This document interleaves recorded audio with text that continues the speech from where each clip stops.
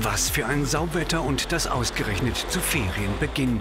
Doch die 13-jährige Fiona Fehrenkötter stört das nicht wirklich, denn fast eine Woche lang wird sie ihren Vater Joachim bei der Arbeit begleiten und ihn damit fast ganz für sich alleine haben. Ziel der gemeinsamen Tour sind Ablade- und Ladestellen in Italien und Bayern. Joachim ist zwar eigentlich Spediteur, doch tauscht er, weil ihm der Bezug zur Praxis wichtig ist, während dieser Zeit seinen Arbeitsplatz im Office gegen das Lenkrad eines 40-Tonners. Ich bin selber früher als Kind immer mit dem LKW in den Sommerferien mitgefahren. Für mich war das immer ein Riesenabenteuer.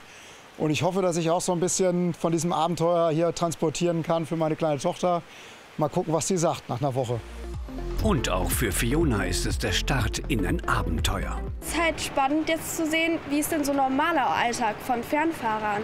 Und da habe ich natürlich sofort die Chance ergriffen, um jetzt so eine schöne Tour zu machen und jetzt auch was mit meinem Papa zu machen. Das ist natürlich schön, das hat man ja im Alltag nicht so oft, weil er auch viel arbeitet. Und dann nutzt man natürlich jede Chance, sowas machen zu können. Gut 3.500 Kilometer werden die beiden in den nächsten Tagen zurücklegen. Doch ausgerechnet der Regen beim Start macht die Tour zunächst ein wenig gewöhnungsbedürftig, auch für Joachim Fehrenkötter.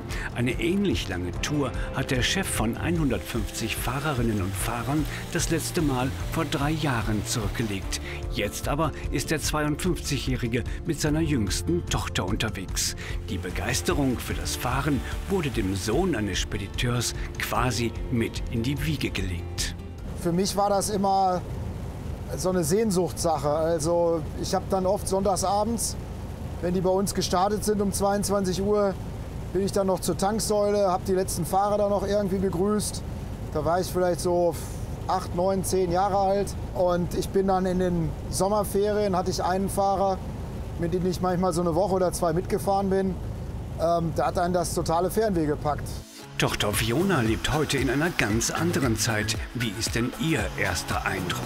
Natürlich ist das cool, das ist immer cool hier drin zu sitzen. Das ist ja ein tolles Gefühl, so ganz anders als in einem PKW. Klar, es ist eine ganz andere Sichtweise hier von oben alles zu sehen und da sieht man mal, wie klein manche andere Autos eigentlich sind. Nach etwa 500 Kilometern ist es an der Zeit, Feierabend zu machen. Es ist kurz nach Mitternacht irgendwo an der A3 in Bayern und für Fiona und Joachim beginnt jetzt die erste Nacht im LKW. Noch ist es so ähnlich wie im Urlaub. Licht aus und die Betten beziehen. Also sind wir gespannt auf den nächsten Morgen. Fiona und Joachim frühstücken gegen 6 Uhr im LKW und hier stellen sich 2 Fragen. Warum schlüpft ein erfolgreicher Transportunternehmer überhaupt in die Rolle des Lkw-Fahrers und wie empfindet er den Komfort in der Kabine? Tja, warum mache ich das? Einerseits, weil es mir Spaß macht. Das andere ist natürlich, dass man in diesen Fernfahreralltag wirklich eintauchen kann. Ne? Ich sehe jetzt selber wieder die Schwierigkeiten, die es auch gibt hier unterwegs. Ich sag mal, wenn man sich hier heute Morgen mit 2 Leuten so ein Fahrerhaus-Tetris machen muss, dass man sich hier irgendwie sortiert, dass man seine Sachen aus den Schränken kriegt und wieder rein. Das ist natürlich, wenn man in einem Haus wohnt, ein bisschen kommoder, ne? Doch noch sind die beiden in Deutschland und haben fast 900 Kilometer vor sich. Fiona wirkt ein wenig müde und nickert vor sich hin. Inzwischen macht das Wetter Platz für die reizvolle Idylle der Alpen, die Berge und auch die ersten mittelalterlichen Bauwerke. Unmittelbar nach dem Grenzübertritt wird Rast gemacht. Ja, für Joachim Fehrenkötter hat der Beruf des Lkw-Fahrers tatsächlich noch immer seine Reize.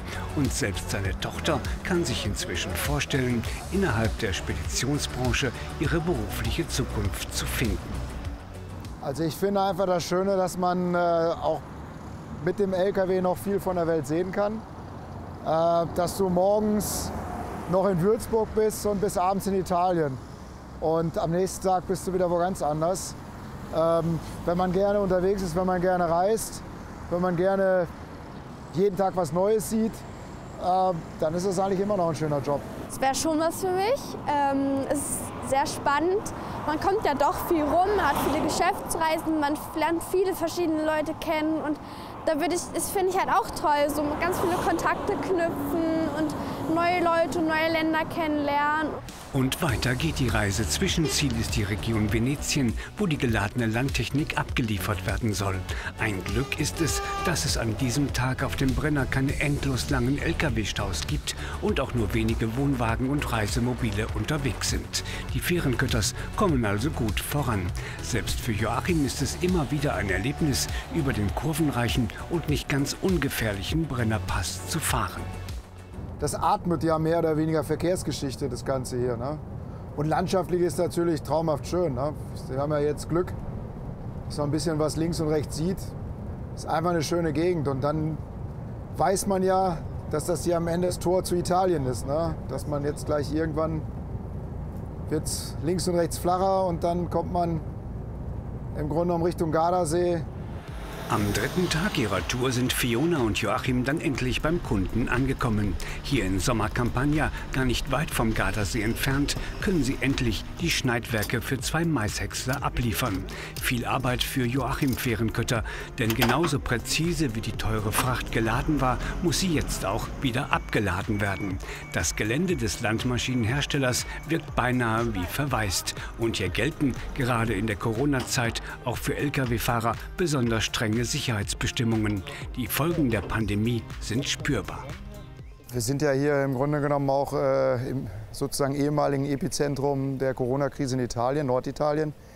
Und man spürt das doch hier, dass die doch sehr erschüttert sind. Ne? Also so easy wie bei uns mit Maske und Co. umgegangen wird, mit Abstand ist das hier nicht. Ne? Also man merkt, dass das hier schon alles eingeschlagen hat. Während das Einfahren in den engen Betriebshof schon schwierig war, ist das Herausrangieren mit dem extra langen Triedem-Anhänger noch viel, viel komplizierter. Gut, dass hier ein Mitarbeiter als Einweiser zur Verfügung steht. Fiona Fährenkötter staunt einmal mehr. Diesmal über die unglaublichen Rangierkünste ihres Vaters, der mit dem fast 20 Meter langen Gespann tatsächlich heil um die Ecken kommt. Es ist schon ein Wunder, wie man das so auf so einem engen Raum das so hinbekommt. Also das ist echt jedes Mal wieder so ein Wunder, finde ich. Und da muss man auch echt das lernen, das so zu machen. Ich habe jetzt auch noch keinen Führerschein, aber ich hoffe, dass ich das auch irgendwann mal so gut kann. So langsam bekommt Fiona auch ein Gefühl dafür, was zum Alltag eines Berufskraftfahrers alles dazugehört. Mit dem Fahren von Hunderten von Kilometern allein ist es eben noch lange nicht getan. Jede Tour ist sauber disponiert, denn sie muss sich am Ende auch rechnen. Und so sind Fiona und Joachim schon jetzt beim nächsten Kunden, der rund 270 Kilometer entfernt liegt. 2 Reisemobile mit einer Länge von jeweils 7,70 Metern müssen aufgeladen werden. Und wieder ist sich der Chef für nichts zu schade.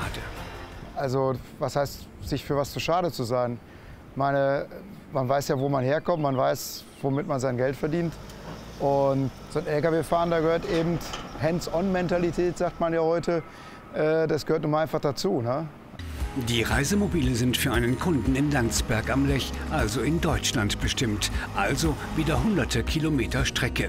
Joachim Fährenkötter nimmt die Route äußerst bewusst auf, achtet auf Kleinigkeiten. Und ähnlich wie bei uns sind auch in Italien die Möglichkeiten für Lkw-Fahrer, unterwegs zu parken und zu rasten, mehr als miserabel. Zeit für ein erstes Fazit.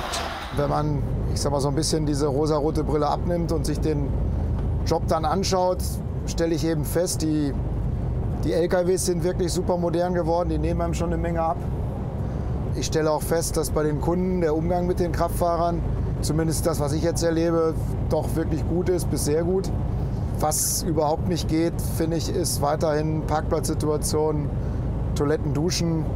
Auf dem Weg nach Deutschland am frühen Morgen des nächsten Tages ein fantastischer Blick auf den Gardasee. Ja, auch so etwas bekommen Berufskraftfahrer zu sehen. Dann, wenn sie wie Joachim Fährenkötter das Glück haben, auf der richtigen Route unterwegs zu sein. Die 13-jährige Fiona jedenfalls ist einigermaßen erschlagen, aber auch stark beeindruckt von dem, was ein Lkw-Fahrer Tag für Tag leisten muss. Das ist schon viel Arbeit und da hat man auch echt jetzt so, wenn man das noch mal so fast eine Woche lang erlebt hat, noch mal viel mehr Respekt vor den Fahrern, was die im Alltag alles erleben und machen müssen. Und meine Meinung ist dazu, das würde ich immer wieder gerne mitmachen. Das hat echt Spaß gemacht und würde man mich nächste Woche noch mal fragen, ob wir irgendwo hinfahren, würde ich auf jeden Fall mitkommen. Aber noch ist die Tour nicht zu Ende. Abladen der Reisemobile in Landsberg am Lech in der Nähe von München. Auch hier ist Joachim Fehrenkötter, wie jeder andere Lkw-Fahrer natürlich auch, nahezu sich selbst überlassen. Der Kunde erwartet prompte Lieferung. Und obwohl Joachim wirklich die Uhr ständig im Blick hat, drängt schon jetzt die Zeit für die nächste Ladung in Bad Waldsee an der oberschwäbischen Barockstraße. Also wir haben jetzt hier gerade Entladen.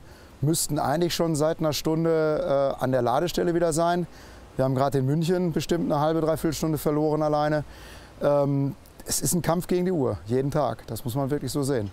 2 Stunden später das nächste Ziel, Bad Waldsee, Nähe Bodensee. Hier müssen bei einem großen Wohnwagen- und Reisemobilhersteller 2 Caravans aufgeladen werden, die Joachim dann quasi als Rückfracht mit nach Westfalen nimmt.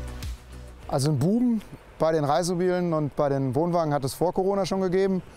Aber jetzt geht es richtig rund. Also das höre ich überall bei den Händlern, die sagen, wir sind ausverkauft. Wir merken es an der Auftragslage auch. Die Leute wollen reisen und im Grunde genommen ist man ja unterwegs in Selbstquarantäne. Und am nächsten Tag dann endlich die Rückreise Richtung Heimat. Wieder sind es Hunderte von Kilometern Fahrtstrecke. Während Joachim Fehrenkötter schon im Büro erwartet wird, freut sich Tochter Fiona vor allem auf das Wiedersehen mit der Familie zu Hause. Sie hat die Tour nachdenklich gemacht, weil kaum jemand das zu würdigen weiß, was Lkw-Fahrer Tag für Tag leisten. Und auch Joachim macht sich ernsthafte Gedanken darüber, wie er was für seine Fahrer verbessern könnte. Also wenn du mit dem LKW eine Woche unterwegs bist, lernst du was dazu, ganz klar. Also ich habe gelernt, unsere Leute sind oft auf sich alleine gestellt. Wir müssen da überlegen, wie wir da noch mehr unterstützen können. Aber ich habe auch noch ein paar andere Ideen so entwickelt während der Tour. Du hast ja auch ein bisschen Zeit zum Nachdenken. Da sind ein paar Sachen, die nehme ich mit und die gibt es dann nächste Woche in den ersten Besprechungen, wenn ich wieder am Schreibtisch sitze. Vor allem aber hat die Italien-Tour dem Chef gezeigt, wie anstrengend das Leben auf der Straße ist, auch wenn die Technik inzwischen vieles leichter macht. Und dass er dankbar für jeden Fahrer sein muss, der diese Herausforderung immer wieder aufs Neue und mit Begeisterung annimmt.